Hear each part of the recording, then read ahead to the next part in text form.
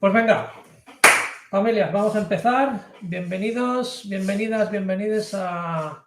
Iba a decir Daniel Respóndeme, pero no, ese es otro de los programas que hago. Bienvenidos a Conocetea, preguntas y respuestas.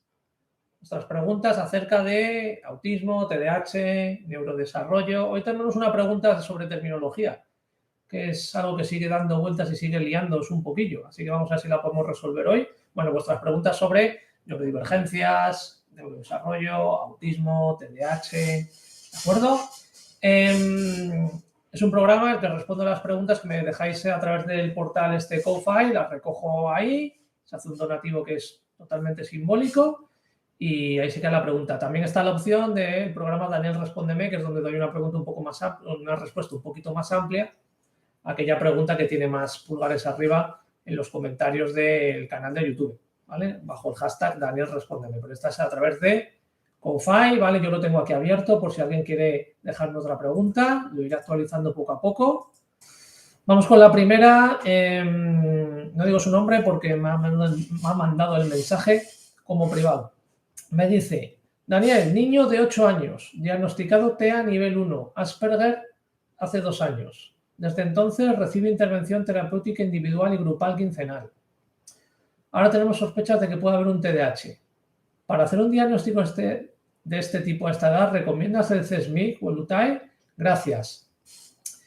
Bueno, en principio, esta es una de las cosas que puede pasar, ¿de acuerdo? Hay una comorbilidad muy importante o concurrencia muy importante en el caso del TEA y del TDAH. Suelen darse, se dan muchas veces combinados. En principio, si es un peque, si es un chaval, normalmente la combinación suele ser TEA más un TDAH subtipo inatento.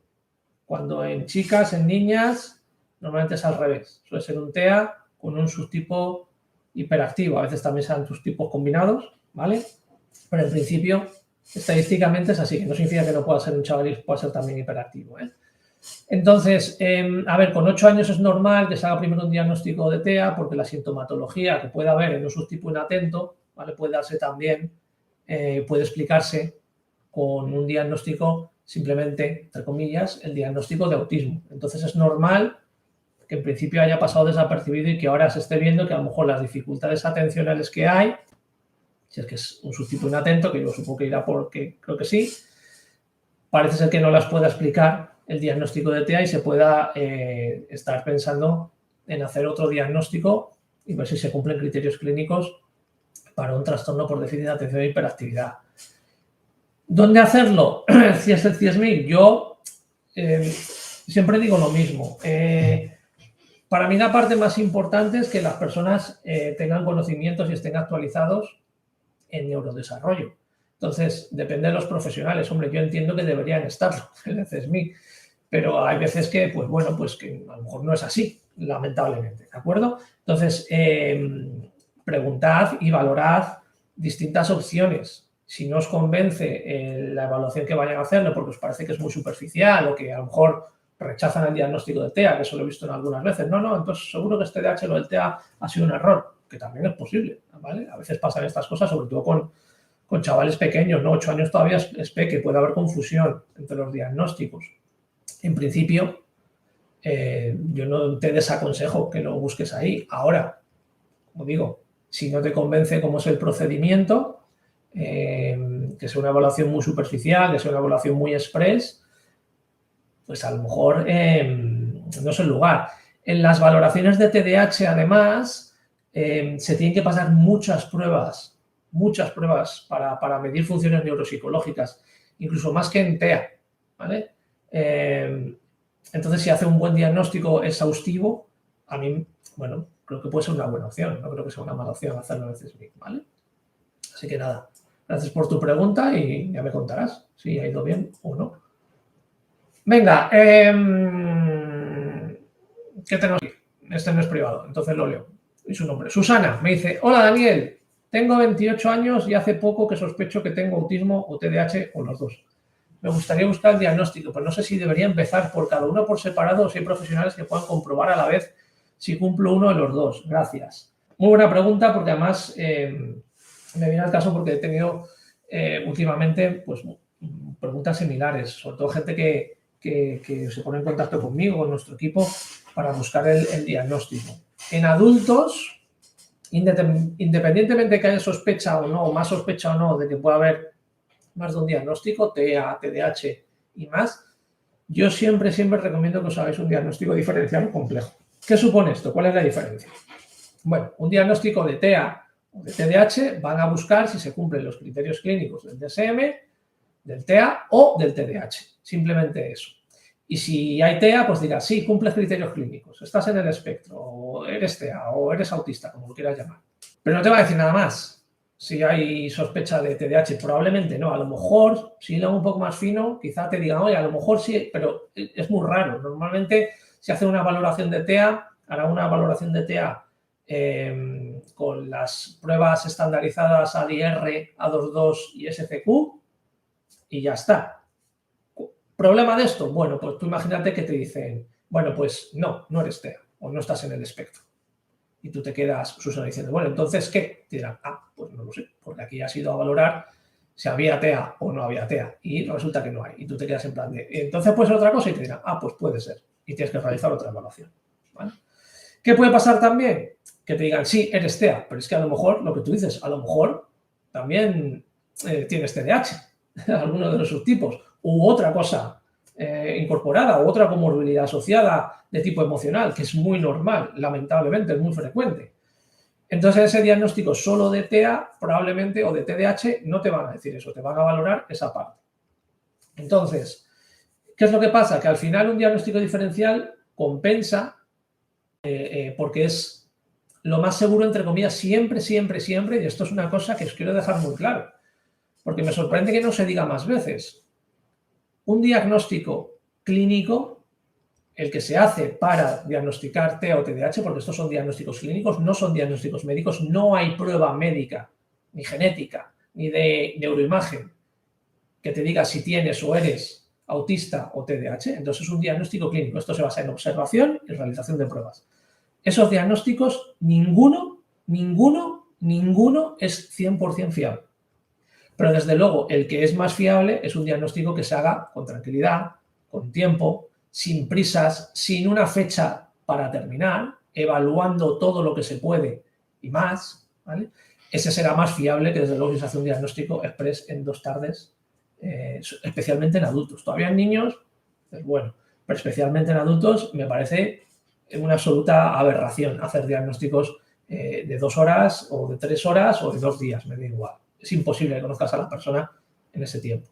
Y para analizar, evaluar la vida entera de una persona, porque si encima hay un trastorno del neurodesarrollo o la sospecha, hay que analizar toda su vida, eso no se puede hacer en 2 ratos. Hay que dedicarle mucho tiempo. Entonces, ese diagnóstico complejo diferencial es la mayor garantía de que no solo te va a detectar sí o no el TEA o el TDAH, sino todo lo demás que pueda haber por ahí o todo lo demás distinto, pero que tenga una sintomatología similar al TEA y al TDAH.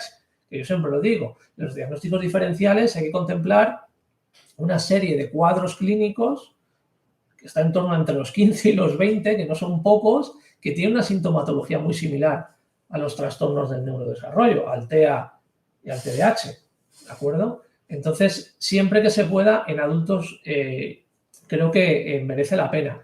Con un diagnóstico diferencial que normalmente suele ser mínimo entre 15 y 20 horas de evaluación, ¿vale? Directa con la persona me refiero. Susana, yo te recomendaría que valorases la posibilidad de hacer un diagnóstico diferencial o complejo, más que TEA o TDAH, uno primero, otro después, no. Vamos a ver qué está pasando aquí. Vamos a valorar todas las posibilidades. Que a lo mejor luego es TEA y TDAH lo que tú sospechabas, como fenomenal, pero así te quedas más tranquila de que la evaluación pues ha sido con garantías. ¿Vale? No es privado, así que lo puedo leer el nombre. Katsanmar me pregunta, niño de 6 años, TEA grado 1, tiene cita para valoración discapacidad el 1 del 8. ¿Puedes decirme cómo es una valoración de discapacidad en la Seguridad Social en Aragón? No sé a qué me enfrento, porque hay comunidades que con presentar diagnóstico ya otorgan un 33% de discapacidad. Bueno, tampoco es así, exactamente.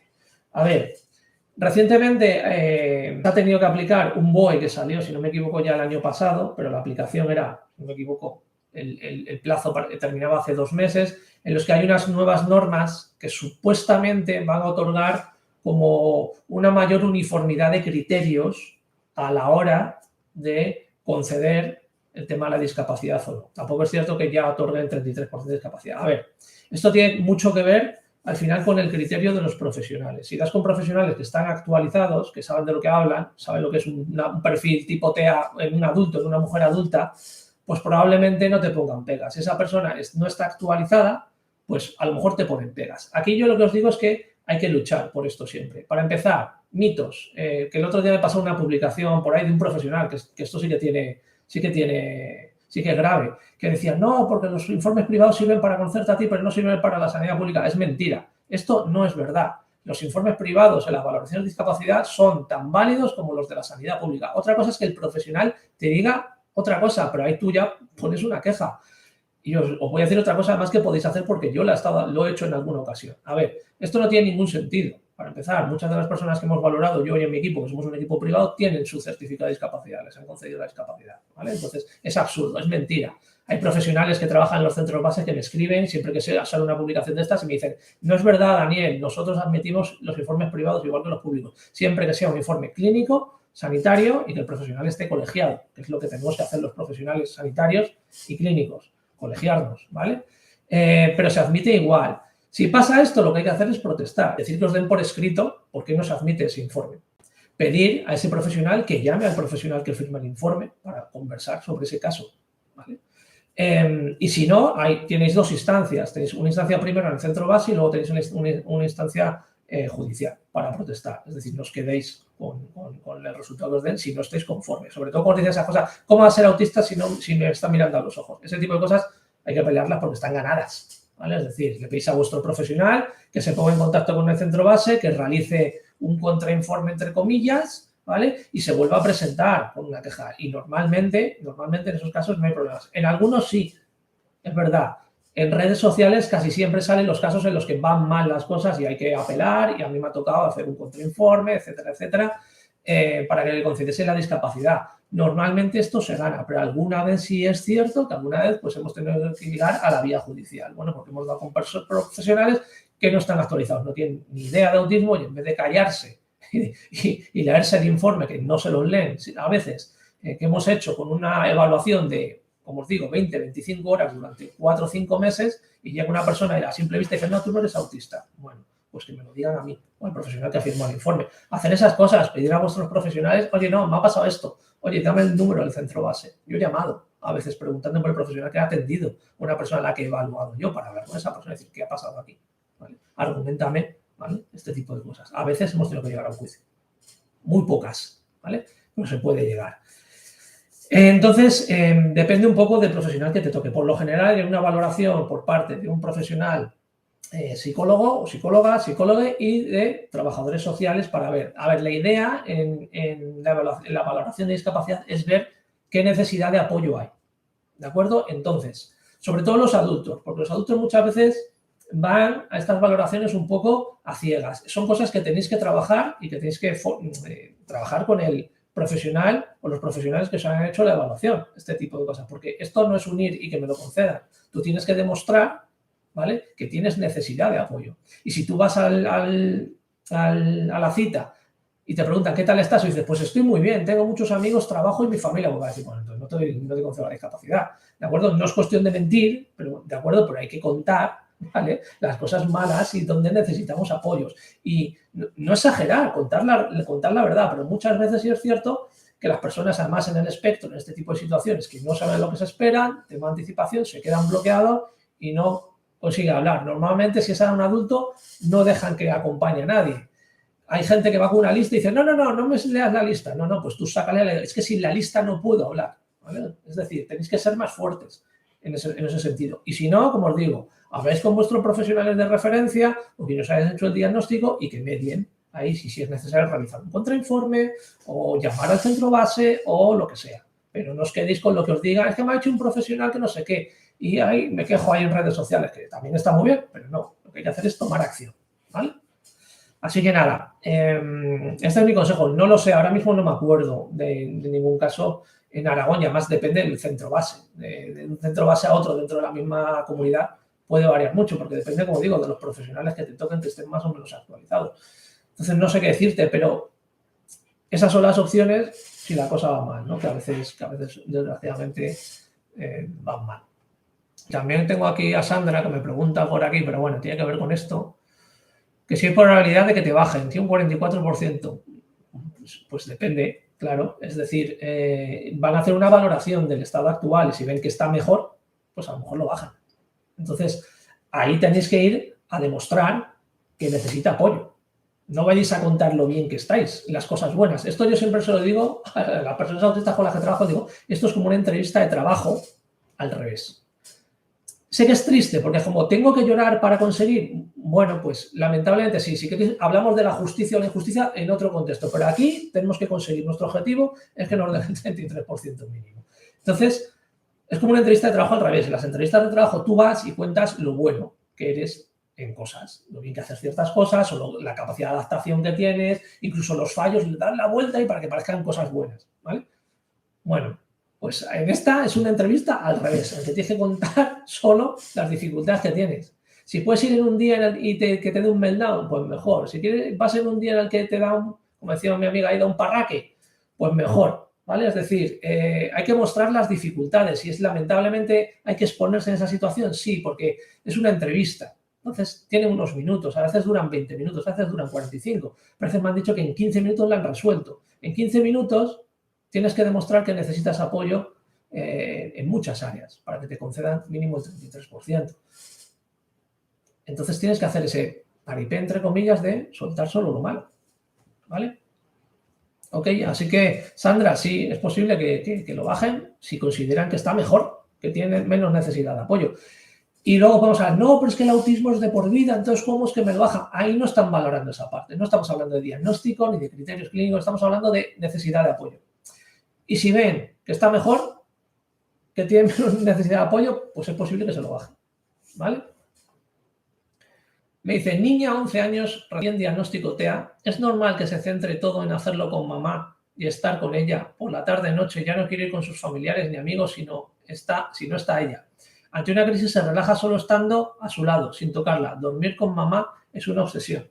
Es muy normal porque las personas en el espectro buscan la predictibilidad. Entonces, cuanto más esté solo con su madre, pues más va a querer estar solo con su madre, haciendo cosas con su madre. Le va a costar los cambios. Pero como siempre digo, un autista no es rígido, pero necesita de anticipación, ¿de acuerdo? Y de previsión. Entonces, esto que parece que, es que está obsesionado con su madre, seguramente sea deseo de invarianza. ¿Esto qué quiere decir?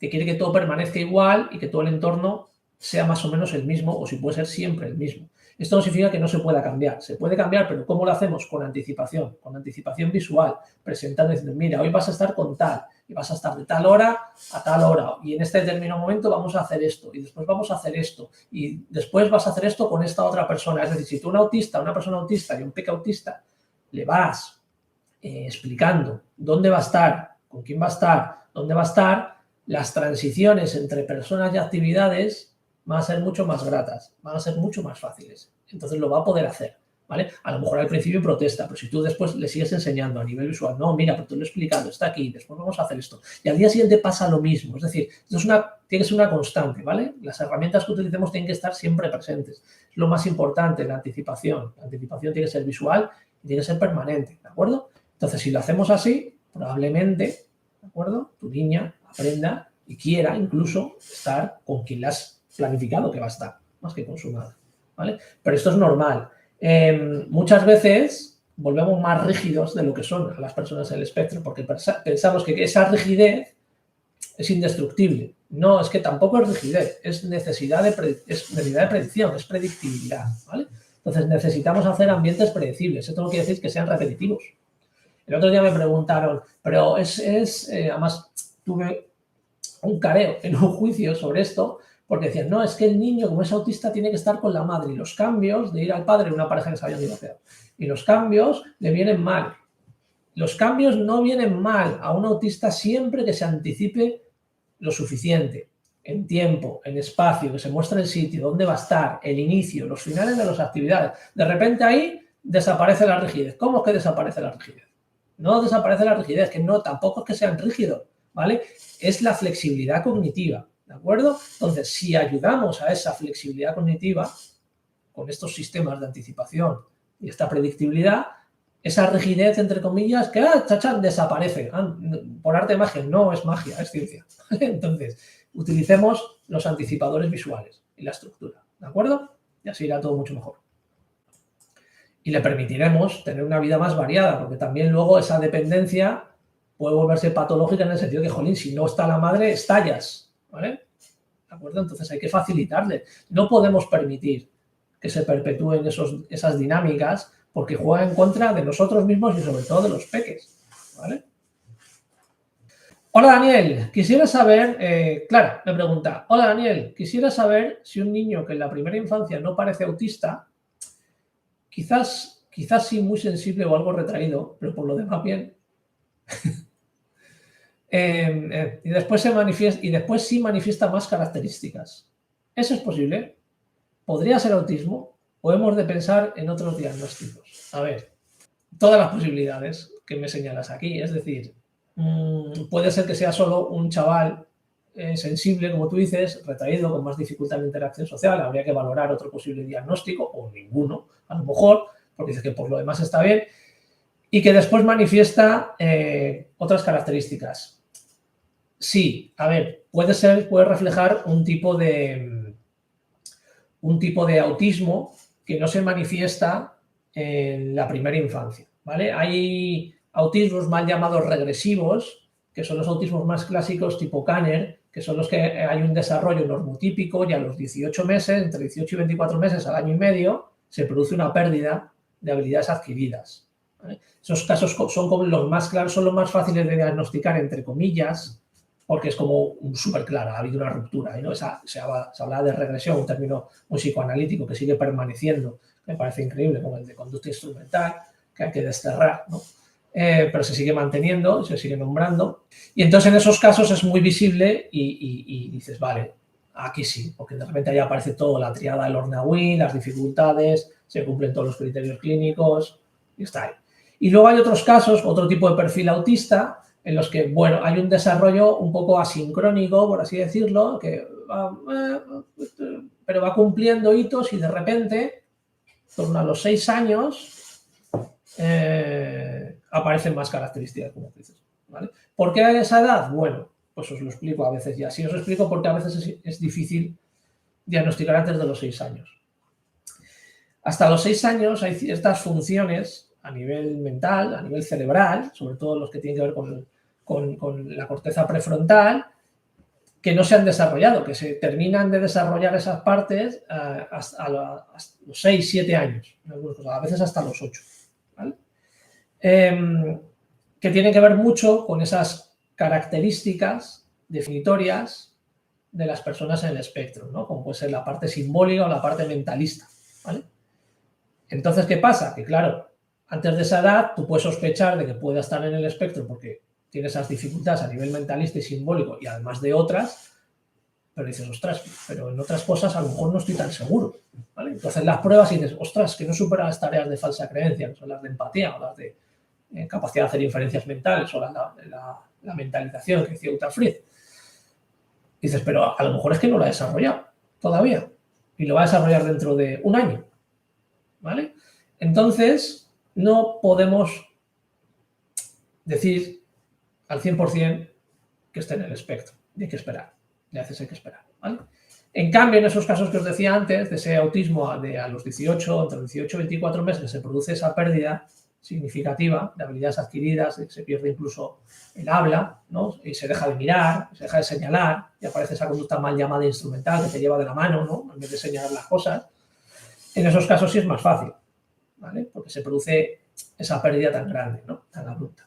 Y en nosotros es más complicado. Entonces, la horquilla genial de diagnóstico es entre los 6 y los 12. Y me diréis, ¿y por qué los 12? Bueno, porque a partir de los 12 hay una serie de trastornos a nivel mental, especialmente los que tienen que ver con la personalidad, que de inicio en la preadolescencia, que pueden empezar a emerger y entonces ocultan, dificultan o confunden en el diagnóstico de autismo.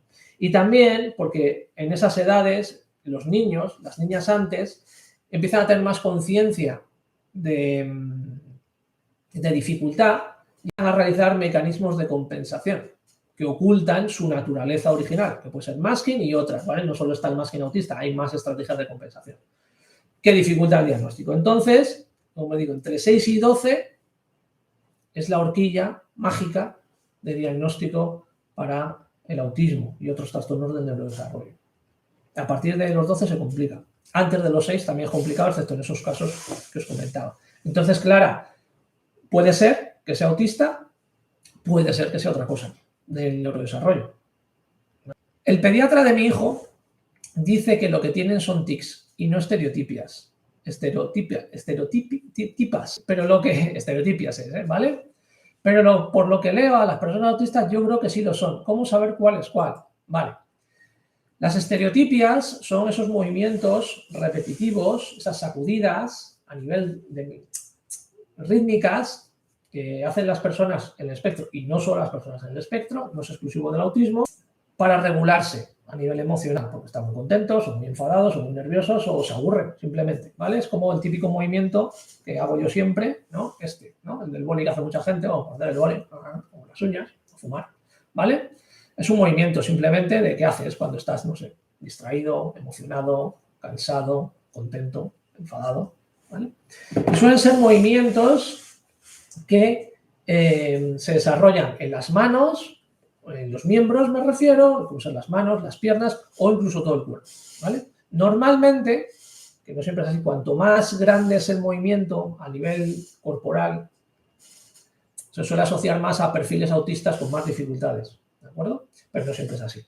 Y normalmente, pues, hay el famoso aleteo de las manos o el movimiento de piernas, ¿de acuerdo? En chicas, en mujeres, hay muchos saltitos y palmas, por ejemplo. Suelen ser movimientos más de manos, piernas, brazos, cuerpo. Los tics suelen ser más bien faciales, casi siempre, ¿vale? Suelen ser movimientos de ojo, giros de la cabeza, ¿vale? Suelen ser como más discretos, más pequeñitos, ¿de acuerdo? Y no suelen tener una función reguladora, ¿de acuerdo? Entonces, dependiendo de que son, puede ser que tenga tics y estereotipias, puede ser que tenga las dos cosas. No sería tampoco nada raro, ¿vale? Entonces, bueno, a lo mejor tienes razón tu pediatra y a lo mejor o tenéis razón los dos. ¿De acuerdo? Vale, venga, vamos con otra pregunta. Me dice, el mío comiendo, sus piernas no paran y viendo una peli y balanceo. Bueno, pues es normal. Yo muevo mucho la pierna, por ejemplo. O tengo siempre algo en las manos. No pasa absolutamente nada. Lo que pasa es que en autismo, pues como que son muy llamativos, y en autismo lo que pasa también es que a veces el contexto es el que te hace que te reprimas. Y cuando hay poca conciencia de fallo social, o sí la hay, pero no puedes evitarlo, pues es donde surgen los conflictos. Porque si estás en tu casa moviendo la pierna no pasa nada. Pero a lo mejor estás en una reunión de trabajo y estás moviéndote así y la gente te dice, oye, estate quieto, ¿qué pasa? Me pones nervioso. ¿O qué le pasa a este? ¿No? Esto me acuerdo que trabajaba con una persona que trabajaba en un ambiente aparte bastante antiguo, ¿vale? No muy moderno, que respete la divergencia, y tenía un movimiento de balanceo, ¿vale? Cuando estaba en reuniones. Bueno, lo sustituimos por un movimiento de las manos debajo de la mesa, ¿vale? Que era más sutil, ¿vale? Pero es importante no reprimir nunca las estereotipias, ¿vale? En todo caso, tenemos que cambiarlas, dar otra pauta, pero que sea parecida, ¿de acuerdo? Si mueve las piernas, hacer que, no sé, que muerda algo, creo que no va a ser eficaz, ¿vale? Tiene que ser algo que sea muy similar. ¿Vale? Me dicen por aquí, yo agito los brazos cuando tengo crisis, pero también cuando estoy muy emocionado, claro, si no tiene por qué ser cuando pasa algo malo, ¿vale? Es una regulación, simplemente. ¿Cuál es la diferencia entre el trastorno del desarrollo, TGD, que es trastorno generalizado del desarrollo, autismo y espectro autista? Cada profesional nos dice una cosa, algunos nos dicen que es importante la diferencia y otros no. ¿Dónde está la verdad? Eso de que era, es una serie, ¿no? ¿Dónde está la verdad? Está ahí fuera. Vale, a ver, pues vamos a coger los manuales. Venga, cogemos el DSM, que es el Manual de Criterios Clínicos de la Asociación de Psiquiatría Americana. Su homólogo, el de la Organización Mundial de la Salud, en este caso, dice exactamente lo mismo. El autismo se encuentra ahora mismo dentro de los llamados trastornos del neurodesarrollo, ¿vale? Que normalmente suelen ser las siglas TND.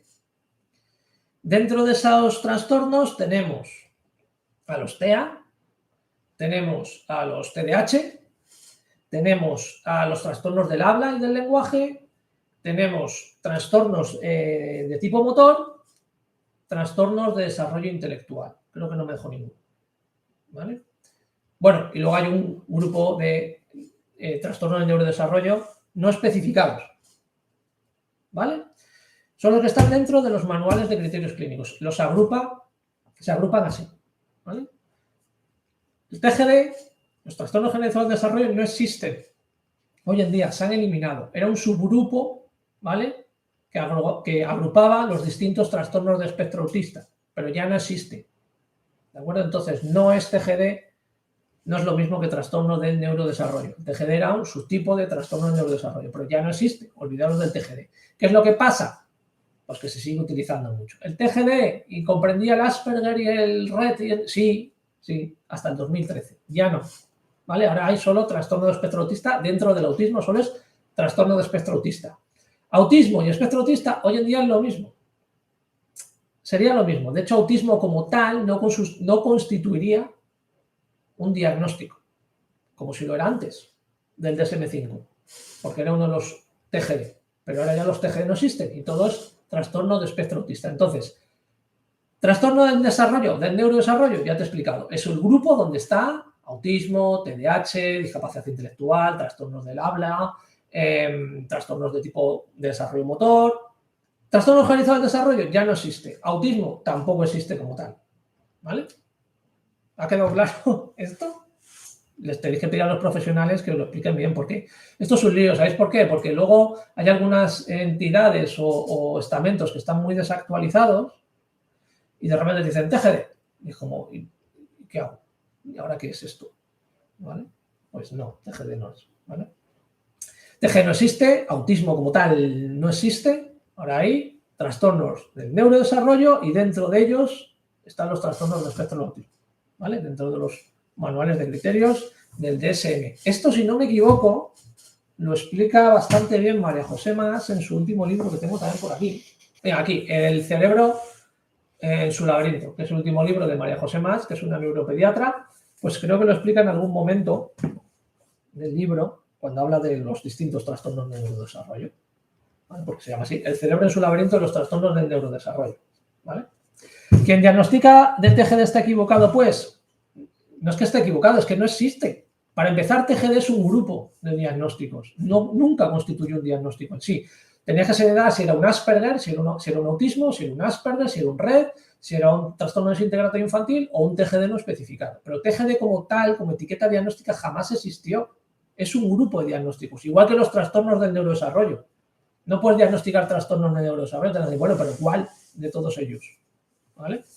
Dice, si suben la foto del esquema nos vendría muy bien. Pues tendrás que venir a alguno de mis cursos. Ahí lo explicaré. Pero sí, porque esto es un lío y es normal que las familias os hagáis un liazo, porque es un lío de términos y es que el DSM-5 con esto del TEA, con la perversión que han hecho del término TEA, pues es que... Y ahora dice, ¿y dónde se quedan los trastornos sindrómicos? Pues tienes toda la razón del mundo. ¿Y dónde se quedan esos TEA que se han producido por un accidente en el parto, por ejemplo? Que los hay. ¿Dónde se quedan ahí? Pues muy buena pregunta, efectivamente. ¿Serían autismo? Sí.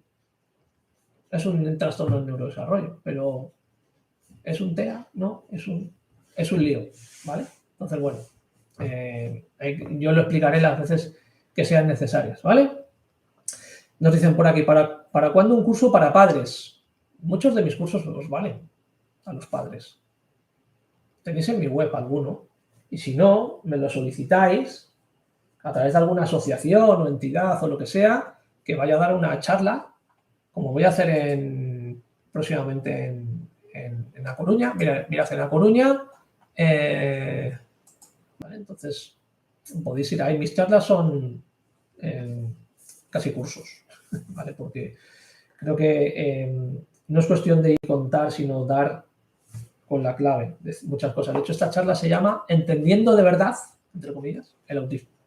¿Vale? Bueno, este libro, que me lo están preguntando, que si lo recomiendo.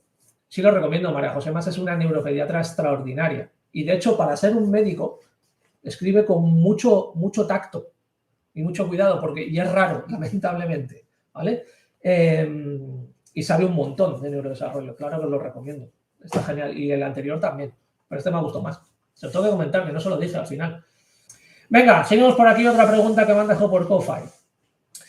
Hola Daniel, me gustaría que explicaras la diferencia entre una rabieta y un meltdown. Meltdown. Te falta una T, es meltdown.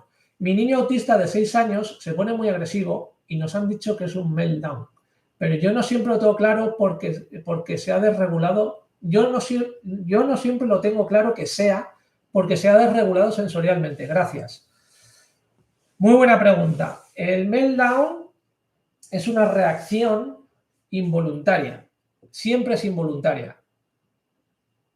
Una rabieta no siempre es involuntaria. Y tiene un sentido.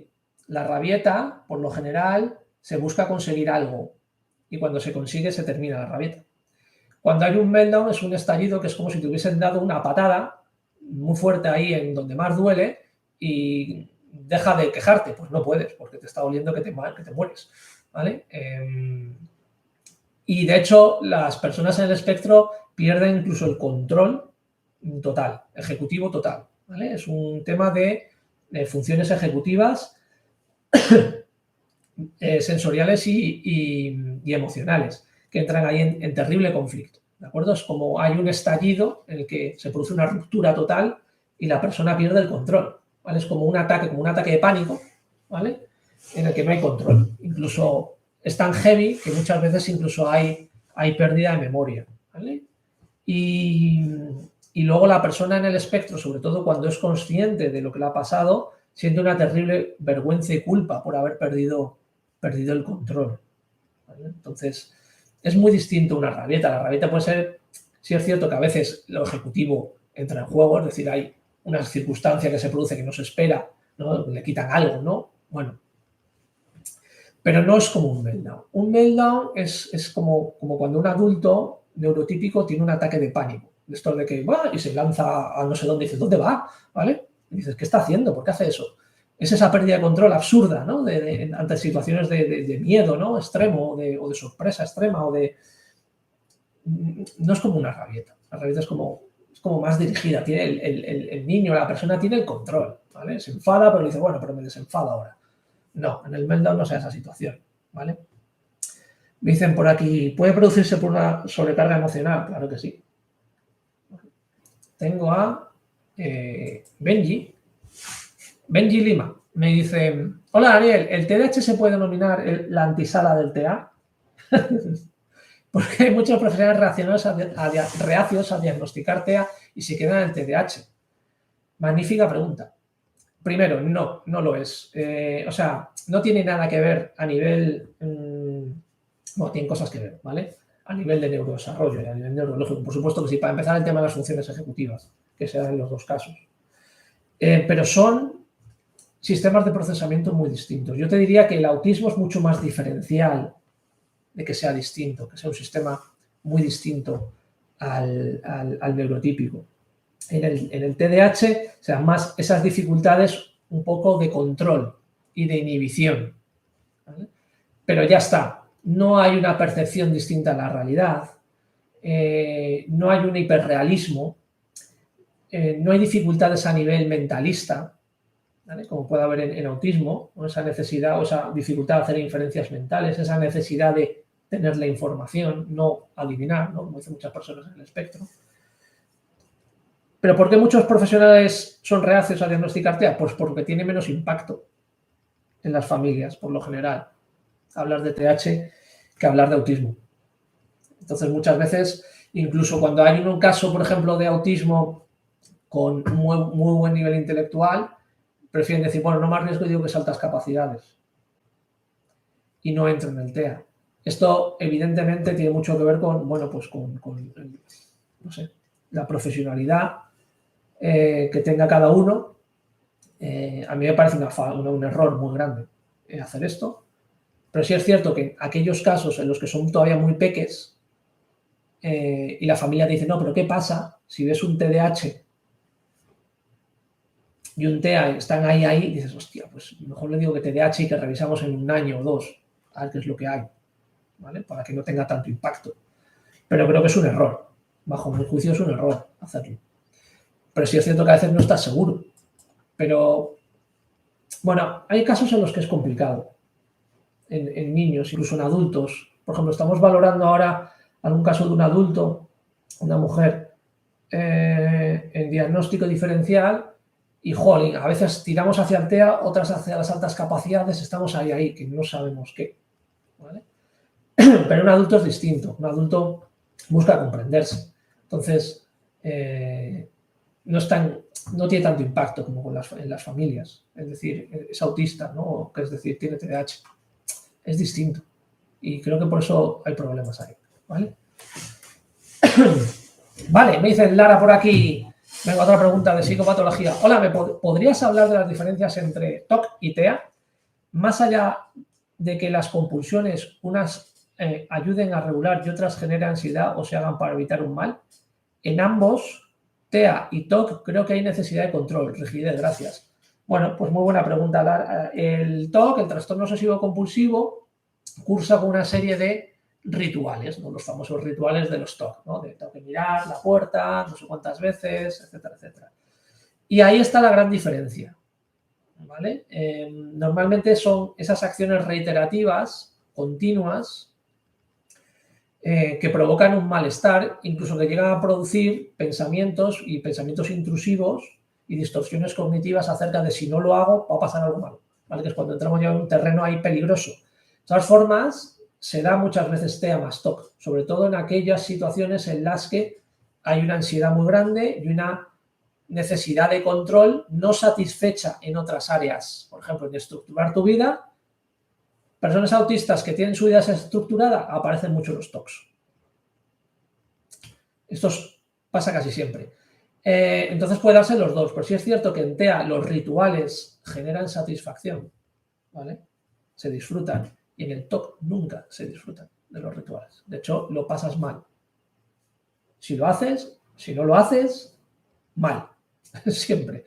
Y en el TEA no, ¿vale? Entonces esa es una de las principales diferencias, claro. ¿Vale? Sofía, ella dice, mi hija tiene casi 4 años, lleva 1 año y medio en atención temprana, pero el tema del habla todavía nada. Solo habla cuando está jugando, palabras sueltas y canta las canciones que le gusta. No sé ya cómo hacer para que hable. ¿Qué podemos hacer? Lo que me pregunto yo es qué rayos están haciendo en atención temprana en este sentido, entonces. La principal función en atención temprana es dotar al chaval de la herramienta que sea necesaria para comunicarse. Es lo principal. Sofía, ¿qué rayos están haciendo en atención temprana? Ah, me has escrito por aquí, por YouTube. Si quieres completa la pregunta por aquí porque me parece flipante. A ver, cuando hay dificultad en neurodesarrollo, hay un diagnóstico de TEA, de autismo, de las primeras cosas que hay que hacer, que esto debería hacerse la evaluación, pero no se hace la evaluación, se hace posteriormente, es un análisis del campo simbólico. Tenéis un vídeo en mi canal de YouTube donde hablo de la importancia del campo simbólico. No solo para el tema de la literalidad y del juego, sino para el acceso al lenguaje. Se hace un análisis del campo simbólico y se implementa un SAC, un sistema alternativo, auditativo de comunicación que sea eficaz dependiendo de ese campo simbólico y de su psicomotricidad. Esos 2 factores son los más importantes. A través de ese sistema le dotamos de herramientas para que comprenda que el lenguaje no solo es autoestimulatorio, que es lo que está haciendo ella ahora, jugando palabras sueltas, bla, bla, las repite con muculalias y canta las canciones, pero no ha encontrado el sentido que tiene el lenguaje en cuanto a la comunicación. No entiende que el lenguaje sirve para comunicarse. Probablemente tú peque. Entonces, a través de un SAC se utilizan estrategias visuales y o permanentes, como pueden ser las tarjetas de comunicación, como por ejemplo los PECs, o los gestos, que son menos simbólicos. Este gesto, que es el de beber, del Benson Saffer, por ejemplo, es mucho menos simbólico que decir beber, que es como, bueno, además desaparece, beber. La palabra aparece y desaparece. Este gesto permanece y es visual, ¿vale? O puede ser una tarjeta de un PEX, ¿vale? Con un vaso, por ejemplo, para beber agua. ¿De acuerdo? Entonces, sistema alternativo aumentativo de comunicación. Es lo que tienen que implementar en atención temprana, ¿vale? Ana, ¿Podrías hablar sobre el perfil sensorial en autismo? Ostras. Explicación. Consecuencias por la saturación y test y evaluaciones para conocer sobre él. Gracias. Vale. A ver, tengo que coger fuerzas. Es que hoy he visto un informe de un perfil sensorial y, en fin. El otro día me escribió una chica y me preguntó sobre si hacemos perfiles sensoriales. Y yo le dije que no, que nuestro equipo no hace perfiles sensoriales. Y me preguntó cuál era un buen perfil sensorial, y es lo que voy a hacer yo. Un buen perfil sensorial se basa en la evaluación en persona de aquella persona que requiere hacerse el perfil, que es un niño, niña, niñe, adulto o persona adulta. Hay que hacer una valoración y una medición de todos los sentidos.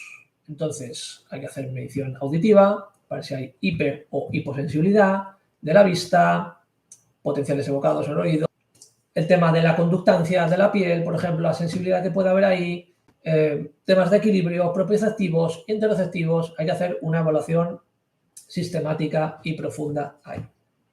Eso sería hacer un buen, aparte de cuestionarios. El problema es que eso nos hace un cuestionario. Y ese cuestionario, si queréis, os lo envío yo.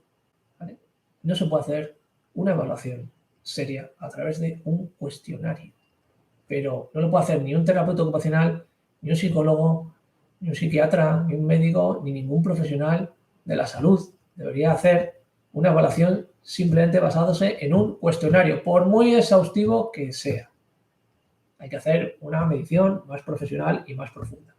Entonces, si hace un perfil, como os digo, tomando medidas de todo esto, con tiempo, calma, ¿vale? Las sesiones que sean necesarias, pues puede ser interesante tenerlo sabiendo que los perfiles sensoriales, las personas de espectro varían mucho, ¿vale? Entonces, a veces eres hiper, a veces eres hiporreactivo, pero sobre todo la parte que tiene que ver con la saturación a nivel sensorial, cuando hay una sobrecarga estimular, que puede ser visual o por lo general la más normal es la auditiva, que es la que en principio hay más tolerancia, pues produce más dificultades, como explico en la guía autista, ese tema, esa dificultad de hacer ese embudo cortical en las personas en el espectro, pues es interesante conocerlo para saber que si vas a determinados ambientes sobrecargados, pues que utilices algunas medidas que te ayuden, como por ejemplo los famosos cascos o tapones o unas gafas de sol o evitar sitios concurridos en determinados momentos, ¿vale? Es bueno conocerlo. Ahora, no todo tiene que ver con el perfil sensorial, que antes estamos hablando mucho esto, no es que se ha desregulado, es que hazle una dieta sensorial, hazle una dieta sensorial. Y luego ves a los niños y a los peques todo el rato con los cascos en las orejas, y eso tampoco es bueno, porque les generas una necesidad absoluta de estar todo el día así, y luego lo necesitan de verdad, no les va a funcionar. Entonces, cuidado con estas cosas, hagámoslo de manera seria. Vale, vamos, Carmen, voy con tus preguntas. Niño autista de 3 años, 9 meses, desde siempre muy rígida, desarrollo normal hasta 15 meses y a partir de ahí, pérdida de habilidades. No señala, no responde al nombre, no mira a los ojos, no imita, grita cuando le hablan o tocan. Empezamos atención temprana pública y privada y neuropediatra, supongo. Al año recibe diagnóstico de autismo. Ha perdido características autistas, sobre todo puntos críticos. Contacto ocular, señalar. Ha mejorado mucho en interacción, porque sigue con dificultades, sigue rigidez, intereses repetitivos. Puede ser un error de diagnóstico, camuflaje, mejora por terapia, segunda evaluación. Bueno, Carmen, muy buena pregunta. Lo que has comentado, ¿vale? De esos, has dicho 15 meses, ¿no? Es precoz esa pérdida, pero sí, suele estar al año y medio, ¿vale? Quizás un poquito antes, pero normalmente esa pérdida revela un diagnóstico, o sea, un perfil de autismo de tipo clásico, por así decirlo. Hablamos antes del tema del autismo regresivo. Bueno, pues sería a lo mejor este caso. ¿Qué es lo que pasa? Que afortunadamente se ha diagnosticado pronto y se ha hecho una intervención.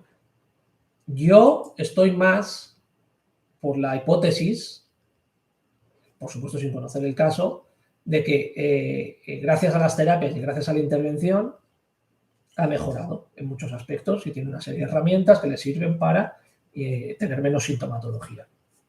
¿Vale? Ahora, habría que tener cuidado con esta parte que comentas tú por el tema del camuflaje, especialmente en niñas empiezan a camuflar muy pronto, habría que evaluarlo y no sería nada absurdo hacer una segunda evaluación. Carmen, los diagnósticos de neurodesarrollo son siempre evolutivos. ¿Esto qué quiere decir? Hay que revisarlos. cada X tiempo. Yo te diría que con un perfil como el que comentas, mínimo cada año, si no antes, yo revisaría el diagnóstico y volvería a evaluar. Ya está, ya están todas las preguntas. Pues venga, si queréis hago alguna, respondo alguna por aquí ahora mismo en directo. Venga, respondo una en TikTok, otra en YouTube y otra en Instagram. A ver, lo importante, yo entiendo esta necesidad de las familias de que los niños hablen, ¿vale? Pero lo importante no es tanto que hable, sino que se sepa comunicar. Es lo importante. Una persona que no se sabe comunicar es una persona que está perdida en el mundo. Venga, por TikTok. ¿Y cómo saber si hay discapacidad intelectual aparte del TEA? Pues para eso hay que hacer una buena evaluación y tomar medidas psicométricas y realizar una buena evaluación de inteligencia. Entonces ahí evaluamos el cociente intelectual, la capacidad intelectual, averiguamos el cociente intelectual, perdón, a través de las evaluaciones. Siempre que se hace una evaluación exhaustiva, siempre se toman medidas de CI. Normalmente se utilizan escalas Wechsler. Si no hay lenguaje, se puede utilizar algún otro tipo de escala, como por ejemplo la escala Leiter. Pero siempre es bueno tomar medidas, no tanto para obtener el CI, la capacidad intelectual, que a veces sí es importante saberlo, sino porque esos valores que obtenemos cuando realizamos esas pruebas, como pues en la memoria de trabajo, la velocidad de procesamiento o el razonamiento perceptivo, pues son muy importantes para determinar el diagnóstico. ¿Algún libro sobre intervención en adultos autistas? El mío.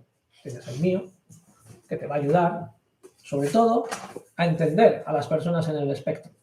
Y a partir de que entiendas a las personas en el espectro, podrás intervenir. Si no, no debes intervenir sin conocer. Venga, y hago alguna por YouTube. ¿Pero revisamos el diagnóstico porque podría cambiar el grado? No, o simplemente porque si es peque, a lo mejor en los trastornos del neurodesarrollo a veces la sintomatología, como os he dicho, se confunde y como se está todavía emergiendo esas funciones prototípicas de los seres humanos que tienen con la interacción, la comunicación, etcétera, a veces se confunden porque muchos de ellos, de los trastornos del neurodesarrollo de los que hemos hablado, tienen una sintomatología similar. Y hay veces que decimos, es un trastorno del lenguaje o del habla. Y luego decimos, no, ostras, es un TDAH. Y luego, no, al final resulta que es un TEA o cualquiera de esas combinaciones, ¿vale? Entonces, puede ser que sea en esos casos. Sobre todo digo, hasta los 6 años, incluso a veces un poquito más, es muy difícil dar con un diagnóstico seguro y certero en neurodesarrollo. En algunos casos, ¿vale? En otros casos es muy claro, ¿vale? Cuando hay otras dificultades a nivel más motor o lo que sea, ¿vale? Vale, pues familia, si os parece lo dejamos por aquí, que ha sido una hora. Muchísimas gracias por estar aquí siempre apoyando estos directos. Como os he comentado, este va a ser el último antes del descanso de verano, como cierro por vacaciones, pero seguramente a partir de septiembre, si me lo permite la agenda, haré más directos. Me preguntan por el autismo regresivo, lo he contestado hace un rato. Es que os conectéis tarde. Como no os habéis suscrito a mi canal de YouTube, si estuvieseis suscritos a mi canal de YouTube, estaréis con el móvil en cualquier lado y os llevaría una notificación. Daniel está en directo. Pincháis ahí y accedéis. Pero como no os suscribís, más de la mitad de la gente que ve mis vídeos en YouTube no están suscritos. El 57%. ¿Esto cómo puede ser? No puede ser. Suscribiros a mi canal de YouTube, que es donde pongo toda la información. Está en Instagram y en TikTok se pierde. Pero en YouTube tenéis todo. Tenéis todos mis vídeos, ¿vale? Entonces, suscribiros ahí, le deis a la campanilla, clink, clink, y el próximo directo que haga o próximo vídeo que suba, os aparece una notificación. Allá donde estéis, en cualquier lugar del mundo, a cualquier hora, os llegará la notificación de que estoy en directo, ¿vale? O que he subido un vídeo. Familia, muchísimas gracias por estar ahí. Nada, dejaré este vídeo colgado en YouTube próximamente, por si lo queréis repasar. Ha sido muy interesante las preguntas. Muchísimas gracias. Muchísimas gracias por vuestras aportaciones. Os lo agradezco mucho. Los detalles para tomarme ahora un cafetillo. Y nada, nos vemos por redes y cualquier cosa que necesitéis, me escribís un correo electrónico. Muchísimas gracias, cuidaros mucho y nos vemos. Chao.